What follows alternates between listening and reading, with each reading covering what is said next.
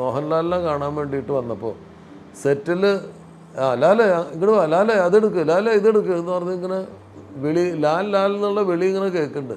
അപ്പോൾ ഓരോ തവണ ലാൽ എന്നുള്ള വിളി കേൾക്കുമ്പോഴും സിബി സാറ് മോഹൻലാലിനെയാണ് നോക്കുന്നത്. അദ്ദേഹത്തിനെ വിളിക്കുകയാണോ, അദ്ദേഹത്തിന് ഇങ്ങനെയൊക്കെയാണോ വിളിക്കുന്നത് ഇവിടെ ഈ സെറ്റിൽ എന്നൊക്കെ സംശയിച്ചിട്ട് നോക്കിയപ്പോൾ ലാലേട്ടൻ പറഞ്ഞു, പേടിക്കേണ്ട, അത് എന്നെയല്ല, കമലിൻ്റെ കൂടെ ഒരു പയ്യൻ അസിസ്റ്റൻ്റ് ഉണ്ട്, ലാൽ എന്നാണ് അവൻ്റെ പേര്, ലാൽ ജോസ് എന്നാണ് മുഴുവൻ പേര്.